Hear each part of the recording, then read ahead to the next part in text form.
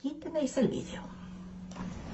Hola, mi nombre es Ana María Oliva y entre otras cosas hice un doctorado sobre el estudio de campo eléctrico sobre células en la Universidad de Barcelona, por el cual me dieron un cum laude. Y hoy os vengo a hablar sobre cuál es el problema con el 5G. Queremos ver un poquito qué es lo que está ocurriendo ahora y por qué todo el mundo está hablando del 5G y por qué deberíamos haber estado hablando de esto desde hace mucho tiempo. Seguramente te habrás preguntado por qué en este momento todo el mundo está hablando del 5G, porque hay manifestaciones para que el 5G no salga adelante, porque hay gente que te dice, bah, si fuera algo importante ya lo sabríamos. Quiero que veamos un poquito por qué estamos en este punto en el que algo, aparentemente, la evolución natural de una serie de tecnologías que venimos utilizando se ha convertido en ángel o demonio. Por un lado, nos venden todo el progreso que nos va a traer el Internet de las cosas, la velocidad grande de transmisión, la capacidad de estar hipercomunicados, de abrir la puerta, encender las luces solo con tu voz y todo un montón de supuestas mejoras en nombre del progreso, de poderte descargar las cosas a toda velocidad y no tener tiempos de espera con los vídeos. Y por otro lado, otros hablan del 5G como el gran demonio, el gran que nos va a matar, el gran que está matando a todos los pájaros, que está matando a las abejas, que está acabando con todo. ¿Quién tiene la razón? ¿Hay alguien que tenga la verdad? Vamos a ver un poquito más. Para poder entender qué es lo que está pasando con el 5G, me tengo que ir un poco hacia atrás, para que podáis entender por qué estamos donde estamos. Y voy a empezar con el punto número 1, el espectro electromagnético. Aquí tenéis un dibujito de lo que se le llama el espectro electromagnético. ¿Y qué es eso? Es una manera de representar todas las posibles frecuencias que puede tener un determinado tipo de energía, que es la radiación electromagnética. Son de la misma naturaleza, pero como los humanos somos muy creativos, le hemos puesto nombres diferentes. Radiaciones de baja frecuencia, radiaciones de radiofrecuencia, radiaciones de microondas, radiaciones infrarrojas, luz visible, ultravioleta, radiaciones de alta energía, de muy alta energía, rayos X, rayos gamma. Todo eso son nombres que hemos ido poniendo a un tipo de energía concreto, la radiación electromagnética, que puede tener frecuencias diferentes. ¿Por qué pongo esto? Bueno, pues porque cuando estamos hablando de teléfonos estamos hablando de radiaciones electromagnéticas. ¿Cuál es el punto importante de estas radiaciones electromagnéticas? Punto número 1. Muchas de esas radiaciones son naturales. Punto número 2. La mayoría de las que estamos recibiendo hoy en día no son naturales, es decir, han sido creadas por el hombre. Vamos a irnos a una de las extremas. ¿Por qué de las extremas? Lo vais a ver enseguida. Nos encontramos con que hay un tipo de radiaciones dentro de ese espectro electromagnético que se descubrieron allá por el siglo XIX, finales del siglo XIX, en el que se dan cuenta, los esposos Röntgen se dan cuenta de que pueden ver a través de una mano, en este caso porque fue la primera, fue la de la mano de la señora Röntgen.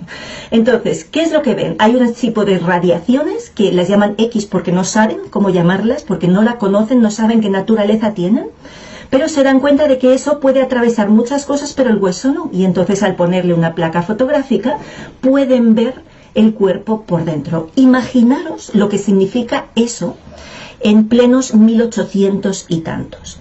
Curiosamente, los rayos X fueron descubiertos en 1895. En 1887, Nikola Tesla ya había estado diciendo, cuidado, porque hay un tipo de radiaciones, este tipo de radiaciones puede ser nociva para los organismos biológicos. Pero ¿a quién le importa lo que diga Tesla? Si al final, en esa época todavía ni siquiera se habían descubierto ese tipo de rayos por la comunidad científica convencional. Bien, esto para mí es muy importante porque este tipo de radiaciones, os podéis imaginar que en cuanto se descubrieron, todo el mundo, ¿qué es lo que hizo? Empezar a utilizarlas. Tuvieron una difusión y una implementación rapidísima, hasta que se empezaron a dar cuenta que la gente se enfermaba. Tanto es así que la señora Röntgen se murió, más tarde se murió su esposo, y hay todo un libro que se llama Las víctimas de la ciencia radiológica, y que te habla de todas las personas que murieron por ser los pioneros en implementar, en investigar y en utilizar una tecnología, porque desgraciadamente la tecnología suele ir por delante del conocimiento, y el conocimiento y la conciencia muchas veces va por detrás. Es decir, primero ponemos en marcha cosas y nadie se preocupa de si eso tiene un efecto o no lo tiene. Y ahí pongo aquí este dato de que en 4 de abril del 36 hicieron un monumento a las víctimas de la radiología, que está en Hamburgo, en el Hospital St. Georg. Entonces, esto para mí es un hito importante. ¿Por qué? Porque se descubre un nuevo tipo de energía, se dan cuenta de que tiene unas aplicaciones espectaculares. Imaginaros, ahí pilló la Primera Guerra Mundial y se utilizó muchísimo, muchísimo también, se expandió rapidísimamente, y el caso fue que no habían visto, porque no habían escuchado aquellas voces de aquellos científicos no tan ortodoxos como Tesla, diciendo, cuidadito, que esto va a dañar a todos los seres biológicos. ¿Os empieza a sonar de algo esto? En ese momento empezamos a darnos cuenta de que hay una división en ese mismo tipo de energía que estoy diciendo. Hay una división muy clara. Hay una serie de radiaciones que se llaman ionizantes. ¿Por qué?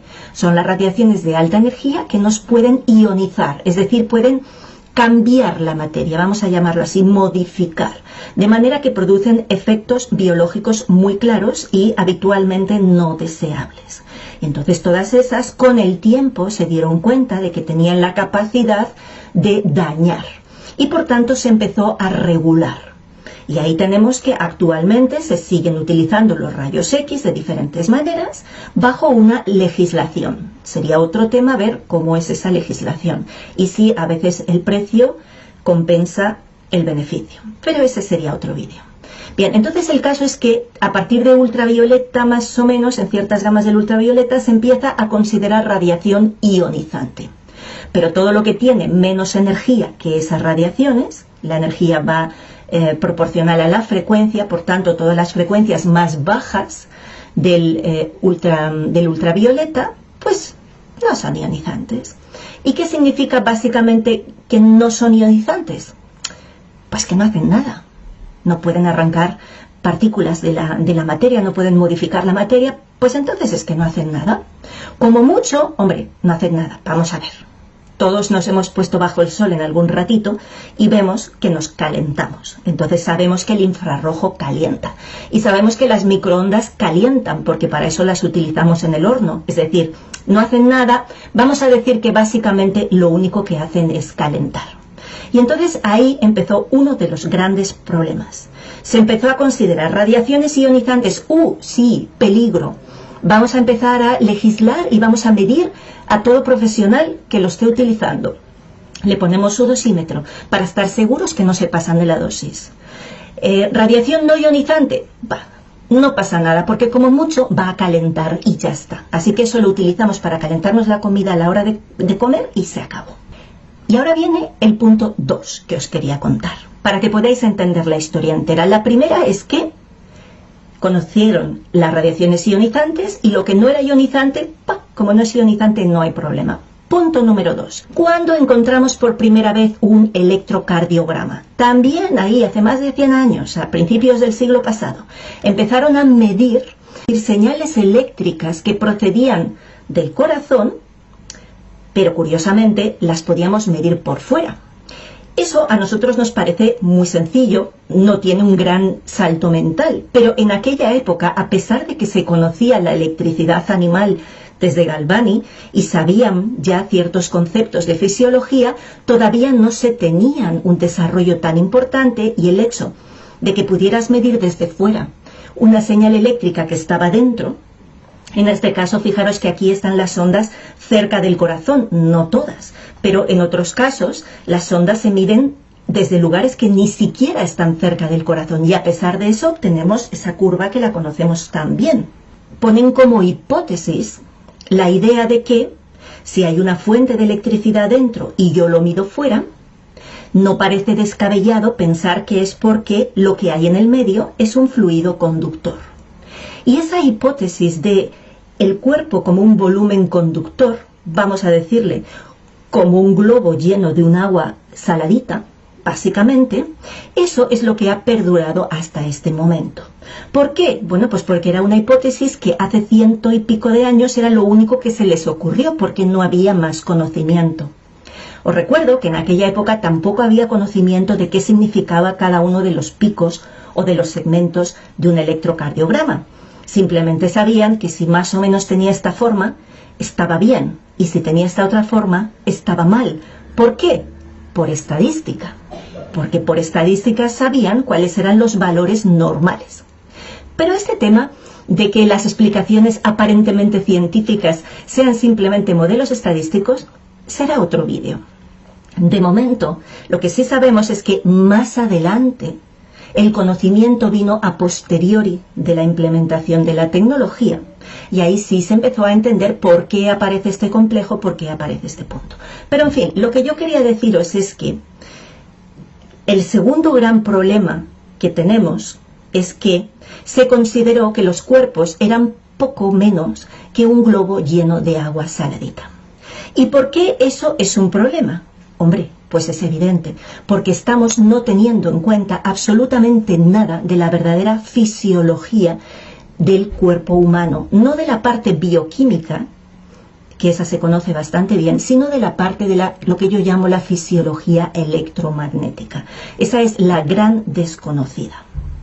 Así que aquí tenemos a nuestros seres humanos convertidos en un puro globo lleno de agüita conductora, a través de la cual yo puedo medir fuera una serie de señales que además sé que pase lo que pase, lo único que va a poder pasar a malas es que se caliente. ¿Por qué? Porque al final eres solo un globito lleno de agua conductora. Eres solo un volumen conductor de algo que es capaz de conducir la electricidad, pero nada más. Por tanto, lo único que merece la pena regular es el SAR. La Specific Absorption Rate, la tasa de absorción específica que tiene que ver con esa capacidad de calentarse que va a tener ese tejido. ¿Por qué esto es tan crucial? Fijaros de dónde vengo. Por un lado, todo lo que sea no ionizante, no pasa nada. Por otro lado, el ser humano es un puro saco bioquímico que vamos a poderlo comparar como un globito lleno de agua. Y aunque eso os parezca una caricatura, que lo es de la manera que lo estoy explicando para que lo entendáis, es más real de lo que os podáis creer. Porque cuando nosotros vemos estas gráficas tan bonitas del estudio, por ejemplo, de la telefonía móvil sobre una persona, ¿qué es lo que estamos mirando? La temperatura, el calentamiento del tejido. Porque estamos considerando que incluso el cerebro, que todos sabemos que el cerebro funciona eléctricamente, estamos olvidándonos de la electricidad del cerebro y estamos solo teniendo en cuenta que el cerebro es un globito lleno de agua, que en este caso se puede calentar o no. Eso es exactamente lo que estamos modelizando y lo que estamos estudiando. Para que veáis aquí, fijaros qué maravilloso. Esto es un phantom, que es una especie de equivalente, en este caso, de un pecho femenino. Es un breast phantom, al cual se le está testando ante microondas. Así que, mujeres, saber que la manera en la que se está testando nuestro cuerpo es comparándonos con una cazuelita llena de agua. Y a partir de ahí estamos viendo qué es lo que pasa, se está estudiando qué es lo que pasa. Pero si esto os parece realmente terrible, que al menos a mí me lo parece, ahora mirar esto. Así es como se estudia el efecto de los teléfonos móviles sobre las personas. Sí, esto eres tú. Una bañera llena de agua saladita. Y así es como se está estudiando si tú vas a sufrir o no algún efecto debido a la radiación de ese teléfono. Es tal cual. Y a veces nos creemos que las cosas son un poco más modernas porque vemos softwares muy bonitos. ¿Qué está haciendo en este caso? Bueno, sí, vamos a decir, hay veces que se hace simulación. La simulación por ordenador, en este caso lo que estás utilizando son capitas. Dices, la primera piel mide tanto y es de este material con esta conductividad. Y la siguiente es una capita que va a ser solo de grasita. Y la otra es un poquito de hueso. Y la otra, pero es igual, lo único que haces es que en vez de tener un globo lleno de agua, tienes un globo lleno de diferentes tipos de agua. Pero lo único que miras es lo mismo. es si se calienta o no se calienta y cuánto se va calentando en cada una de las partes. No me digáis que no es bastante asombroso. No me digáis que no es sorprendente que lo único con lo que se te compara es como, perdón, una bañerita llena de agua o un globito lleno de agua, como prefieras, como te haga más feliz. Y es que incluso cuando nos vamos a la literatura, y yo de verdad os pido ir a la literatura, no a los medios de comunicación, no a las revistas o los periódicos o al que analiza las fuentes, iros a las fuentes y empezar a mirar qué es lo que se ha hecho y cómo se ha hecho. Sí. Veréis que hay un montón de estudios y de metaestudios hechos cuando dicen, es que si esto fuera así ya lo sabríamos. Es que ya lo sabemos, hace mucho que lo sabemos. Tesla lo dijo en el siglo XIX, no le queréis hacer caso, no pasa nada. Vamos a seguir viéndolo una y otra vez. Todas estas radiaciones tienen efectos biológicos. ¿Por qué?